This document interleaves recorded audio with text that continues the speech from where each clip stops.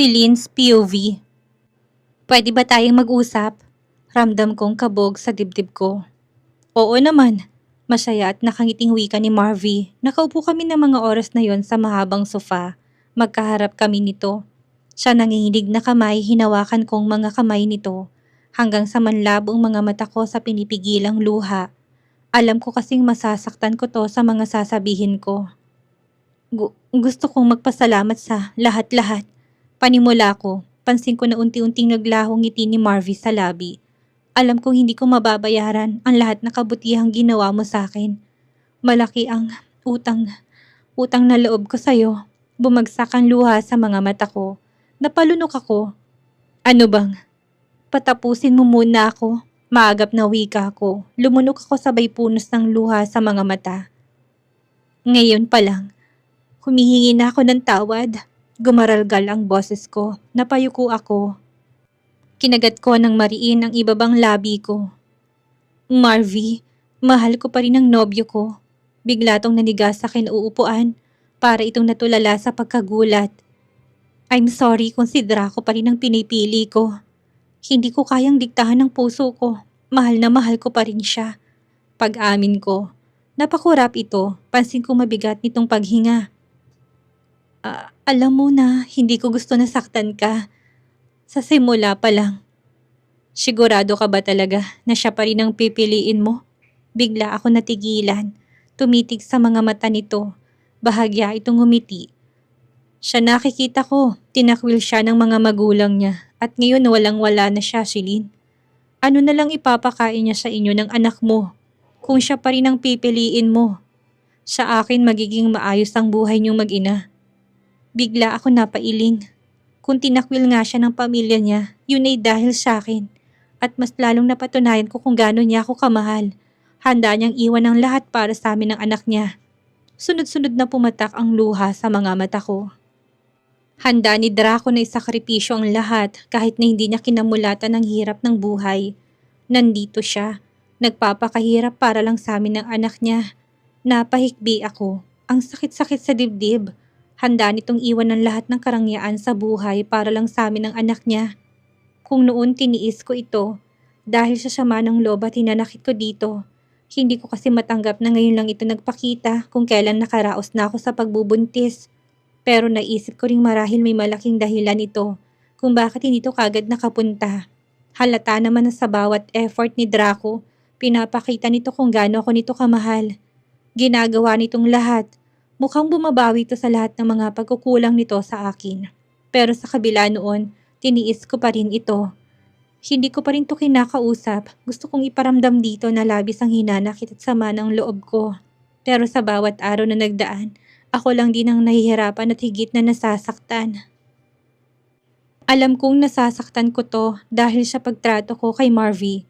Halos nakikipagsabayan to sa lahat ng ginagawang effort ni Marvy para sa akin. Kahit nga hindi na ni Draco ginagawa bilang isang bilyonaryo, ginagawa na nito para lang sa akin. Ang totoo, nakiusap sa akin ng lalaki na manatili sa bahay ko. At para makaganti sa nobyo ko, hinayaan ko yon. Masakit man na ginagamit ko to pero wala akong magawa ng mga panahong yon. Natatakot ako na masaktan to sa magiging mabilisan kong desisyon. Lalo na't naguguluhan ako ng mga panahong yon. Kung kaagad ko bang tatanggapin ang nobyo. Sa kabila ng halos 1 taon ako nitong pinabayaan. Kaya hinayaan kong mga to. Ang totoo, mas gusto kong lahat ng luto ng nobyo ko, lahat ng effort na ginagawa ni Draco. Hindi yun mapapantayan ng kahit na sinong lalaki. Dahil yata sa mahal na mahal ko to, hindi ko nga lang pinapahalata. Pero isang araw na hindi sinasadyang marinig kong boses ni Marvy habang kausap ang nobyo. Sinasabi nitong marahil tinakwil ang nobyo ko ng mga magulang dahil wala na itong maihain na masarap na pagkain. Labis ang takot na gumapang sa buong pagkatao ko noon, ngunit iwinaksi ko yon at hindi ako naniniwalang itatakwil to ng mga magulang nito. Ngunit nang makita kong nobyong napaiyak habang nasa likod ng bahay, doon ako napahagulhol. Doon ako natauhan, napaisip kung paano ko ba natiis ang mahal na nobyo. Kung bakit hindi ko magawang pakinggan ang sasabihin nito, kung bakit ngayon lang ito nagpakita. Gayong kitang-kita ko naman ng lahat ng effort nito. Kung gaano ito nagtiis, manalo lang ulit sa puso ko. Makuha lang ulit ang loob ko.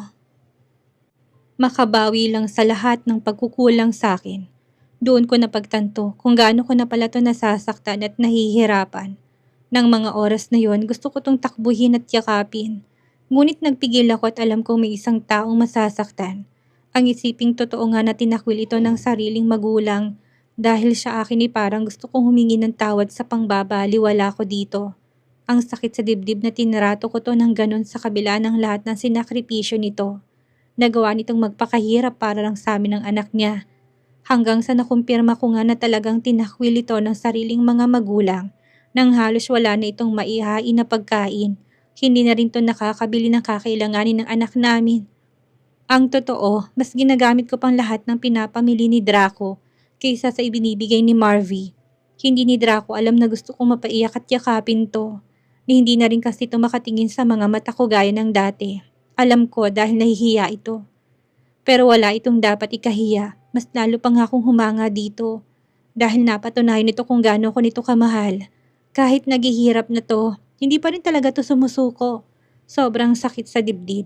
Kung hindi ko pa nakumpirma na tinakwil ito, hindi pa ako magigising. Sobrang hirap na ng pinagdaanan ni Draco. Bilang isang bilyonaryo, hindi niya dapat to nararanasan. Pero alang-alang sa amin ng anak niya, handa itong magpakahirap. Totoo nga sinabi ni Draco doon, gagawin itong lahat para sa akin kahit wala pa ang karangyaan nito. At ngayong umaga, umalis ito. Hindi ko alam kung saan ito pupunta. Ito rin ang araw na hinayaan ako nito na mag-almusal na kasama ang mayor na to. Ramdam kong sakit sa puso ko. Kung meron man akong gustong makasama, si Draco yon. Kitang-kita ko pa ang kasiyahan sa mukha ni Marvy. Pero wala itong alam na ito na rin ang araw na tatapatin ko to.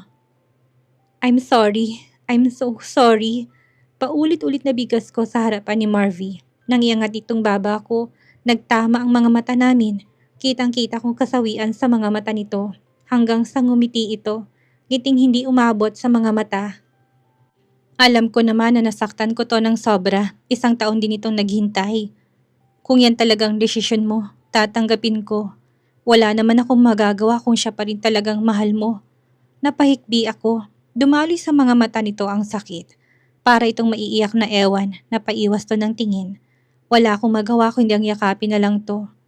Patawad at maraming salamat sa lahat-lahat. Hindi ko to makakalimutan. Hiling ko na sana makatagpo ka ng babaeng karapat-dapat para sa'yo. Yung mamahalin ka ng buong buo. Naramdaman ko ang pagyakap nito sa akin ng mahigpit. Mahal kita, Celine, at handa akong magpaubaya para sa ikakasiya mo. Lalong tumulong luha sa mga mata ko. Gumaralgal ang boses nito. Humiwalay ako sa pagkakayakap, namumulang mga mata nito sa pinipigilang pagluha. Makakatagpo ka rin ng para sa'yo, sadyang hindi lang tayong para sa isa't isa. Salamat sa pagmamahal. Hindi kita makakalimutan. Binigyan ko to ng warm smile habang patuloy sa pagluha. Pinunasan itong luha sa mga mata ko. Basta nandito lang ako. Kapag kailangan mo ng tulong, huwag kang mahiyang lumapit sa akin. Tumangu-tangu ako. Tinitigan ako nito ng mariin. Patawarin mo rin ako, Celine. Lumunok ito. Bakit ka humihingi? Dahil may kasalanan ako sa'yo. Tinitigan ko to. Nung una pa lang talagang gusto na kita, hindi ko to naramdaman kahit na kaninong babae. Kaya nang malaman kong may karelasyon kang mayaman, gumawa ako ng isang bagay. Kumabog ang dibdib ko. Hinayaan ko tang magpatuloy. Kasalanan ko kung bakit hindi kanya kaagad natagpuan. Sabay ko nito, tinago kong pangalan mo sa lugar na to. Gulat ako na patitig dito, pero hindi ko naman maramdaman ang galit dito. Siguro dahil sa kabutihang ginawa nito kahit papano. Nang mapangiti ito ng bahagya. Pero sa kabila ng ginawa ko, talagang mahahanap ka pa rin niya. Doon pa lang alam ko nang mahal ka talaga ng nobyo mo. Hindi ito sumuko. Ni hindi rin napagod. Kahit hanggang ngayon patuloy ka pa rin niyang pinaglalaban. Hindi ako nakaimik. Pero nasa puso kong matinding kagalakan dahil talaga palang hinahanap ako ng nobyo ko. At kung hindi nito tinagong pangalan ko, sana noon pa nahanap na ako ng nobyo ko. Hindi ko pala talaga pwedeng sisihin ang nobyo ko. At lalo ko lang minahal ang nobyo. Dahil determinado to na mahanap ako kahit na tinagong pangalan ko. At may isa pa akong kasalanan sa'yo. Lumungkot ang mukha nito. Okay lang pagkatapos nito, kamuhian mo ko. Napalunok ako. Noong nanganganak ka, dumating na si Draco noon. Pero hindi ko siya pinapasok kahit ng pangalan niyang sinisigaw mo. Bumalatay sa mukha nitong matinding guilt. Gulat naman ako na patitig dito. Ibig sabihin pagkagising ko nung mga anak ako, kanina pang mga nobyo ko sa labas. Natakot ako, Celine. Dahil ipinangako mo sa akin noon na bubuksan mong puso mo para sa akin. Oras din hindi siya dumating kapag nailuwan mo ng bata.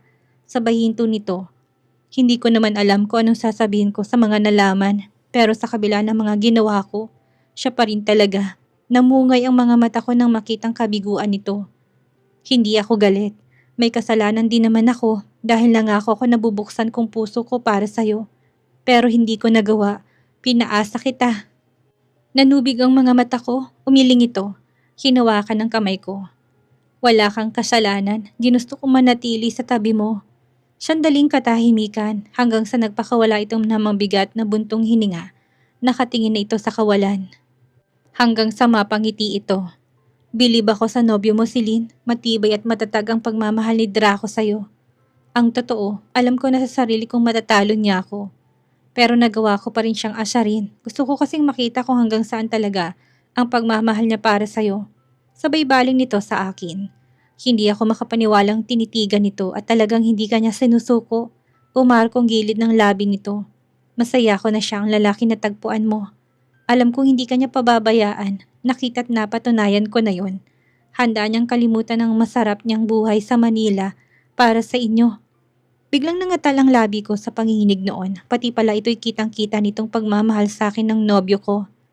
Salamat talaga. Maswerte rin ang babaeng makakatagpo sa'yo. Kumibot ang mga labi nito hanggang sa titigan ako. May lungkot pa rin ang mga mata. Sana katulad mo din ang matagpuan ko. Hindi ako nakaimik hanggang sa mabagal tong tumayo.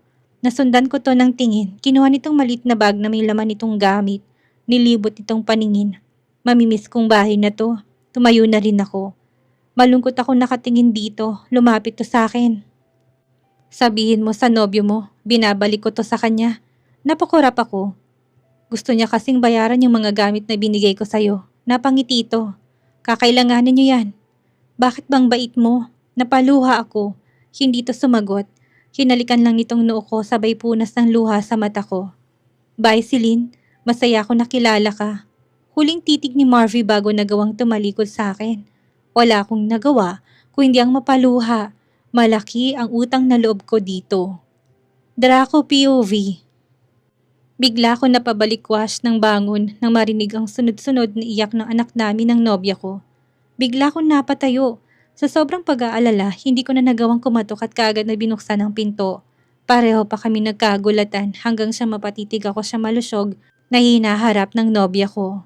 Kitang-kita kong pamumula ng mukha ni Celine, bigla tong napalunok sabay iwas ng tingin. Bigla yatang nanigas ang akin, taon na rin kaya akong tigang. Mukhang pinapa-breastfeed nitong anak namin pero ayaw naman at panaiyak lang nito. Sorry, pumasok na ako. Ano nangyari? Lumapit ako dito. Sinasayaw-sayaw ni Celine ang anak namin, natigilan to na akmang kukunin kong bata. Susubukan ko, baka mapatigil ko. Nagbabaka sakaling wika ko. Alam kong ilang araw na rin tong puyat at talagang madalas umiyak ang bata. Kulang na nga lang isugod ko to sa ospital noon kung hindi lang ako tinawanan ng mayor na yon. Normal lang daw sa batang umiyak. Nakahinga ako ng maluwag nang ibinigay ni Celine sa akin ng bata. Sinayaw-sayaw ko naman ito. I'm here, baby. Daddy's here, son. Pansin ko nakamasid na ang nobya ko habang nakaupo sa ibabaw ng kama. Nagtaka ako at nang biglang humintong iyak nito. Lihim ako napangiti. Mukhang daddy's boy pa ang anak namin na. O baka namimiss lang din nito ang daddy nito na kumanlong sa kanya? Biglang nakahinga ng maluwag ang nobya ko. Papikit-pikit na to nang biglang mamulang mukha ko nang mapansing hindi pa nito pinapasok ang isang hinaharap nito sa loob ng dress nito. Sa sobra yatang kaantukan, halos nakalimutan na nito. Ramdam kong pag-iinit ng buong katawan ko, pumintig ng natutulog kong sanang alaga. Napatikim ako pero nakapikit pa rin ang nobya ko habang nakaupo. Baby, matulog ka na. Ako nang bahala sa anak natin. Walang imik na bigla na lang tong humiga at talagang napangiti ako ng 10 oras at hindi talaga nito naramdaman na labas ang isang hinaharap nito. Imposible naman na sinasadya ito ng nobya ko. Hindi naman pili ang babae, ang nobya kong ito. Maingat kong tinabi ang anak namin sa tabi nito at mukhang tulog na kaagad ang nobya ko. Nakatihaya to. Ilang beses ako napalunok at talagang nag-init ng katawan ko habang nakatitig sa katawan nito. Hahalikan ko lang. Dahan-dahan kong nilapit ang bibig sa nobya at sa nanginginig na labi, sinakop kong hinaharap nito. Nagtaas pa ba ang paghinga ko? Gusto ko na sana angkinin ng nobya. Sobrang miss na miss ko na to. Pero baka masampal lang ako nito. Lalo na't hindi pa ako sigurado kung babalik pa bang mayor na yon. Napasabunot ako pagkalabas ng kwarto hanggang siya maisipan kong tumungo sa banyo at doon ilabas ang init ng katawan. Celine POV. Alas 6 ng umaga, napatitig si Celine sa kanyang anak. Payapa itong natutulog hanggang sa mapatitig siya sa kawalan. Naalala niya pa kagabi kung paano patulugin ng nobyo niyang anak nila. Inayos kong sarili at saka lumabas ng kwarto. Kumunot ang noo ko, walang katao-tao. Hanggang sa mapatitig ako sa lamesa, may nakahanda ng almusal. Hanggang siya lumabas ako upang tingnan ito kung nandun lang ito. Pero wala, bigla ako natigilan. Hindi kaya naghahanap ito na mapagkakakitaan. Uminit ang sulok ng mga mata ko. Nakaramdam ako ng awa para sa nobyo. Bumalik ako sa lamesa. Ham, egg at bacon ang inihain nito. Fried rice at may piniritong isda rin. Mukhang kakaalis lang ni Draco at mainit pang gatas na inihanda nito para sa akin. Nakahanda na rin ang kakailanganin ng anak ko. Mahal na mahal niya talaga kami. Nangilid ng luha sa mga mata ko. Umupo ako sa harapan ng lamesa. Sana pala gumising ako ng maaga para ako naghanda ng almusal namin. Yun lang ang kaya kong gawin para matulungan to. Pagkatapos kong mag-almusal, nilisan kong anak ko at binihisan. Inilagay ko to sa crib at lumabas kami sa terrace at doon ko lang natitigan ang paligid. Malinis na rin at mukhang maagang nakapagwalis ang nobyo ko. Hanggang ngayon hindi pa rin talaga ako makapaniwala na magagawa ng nobyo kong lahat ng ito. Pati mga halaman ko, nadiligan na rin. Ikaw kaya kailan ka madidiligan? Bigla nang mula ang buong mukha ko sa kapilyahan ng isipan ko. Hanggang sa mapalunok ako nang may maalala kagabi. Parang may sumisip-sip sa hinaharap ko.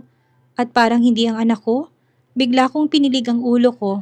Pagdating talaga sa nobyo ko, kung ano-anong kamanyakan ang pumapasok sa isipan ko. Isang buntong hiningang pinakawalan ko habang nakatingin sa kapaligiran. Sa tagal ng panahon, ngayon ko lang naramdaman ang tunay na kapayapaan. Yung wala kong iisipin na may mga taong mananakit sa akin. May mga taong masasaktan ako o kaya may kailangan akong iwasan. I feel peace. Sobrang nakakataba ng pusong isiping pinaglaban talaga ako ng nobyo ko sa pamilya nito. At sa tingin ko, kailangan ko na itong makausap, malaman ng dahilan kung bakit ngayon lang ito nagpakita. Kung tutuusin, may kasalanan din naman ako dito. Hindi ako naging tapat. Hindi ko inamin ang pagpapahirap ng pamilya nito sa akin. Mas lalong hindi ko inamin na nagdadalang tao ako. Napakiramdam ko pinagdamutan ako nito ng karapatan sa bata. Sa takot ko na baka itakwil ito ng sariling pamilya, mas pinili ko na lang na lumayo nang hindi nito nalalaman. Pero hindi ko akalain na ganun ako nito kamahal. Kahit na itakwil pa ito ng sariling pamilya, wala itong pakialam basta makasama lang kami ng anak niya. Ngayon ko lang talaga napagtanto kung gaano ako nakonsensya sa pambabaliwala ko dito. Dahil sa sama ng loob at tinanakit, tinakpan ko sandali ang puso ko para dito. Hindi ako nakikinig sa gusto nitong ipaliwanag sa akin pero sa kabila ng kalamigan ko dito, hindi ito sumuko. Pinakita nito kung gaano talaga ako nito kamahal. Sinisikap na makabawi sa mga pagkukulang sa akin. Kung tutuusin wala itong kasalanan. Ginusto kong lumayo at iwan to. Yun ay dahil gusto kong ilayo sa kapahamakan ng batang nasa sinapupunan ko.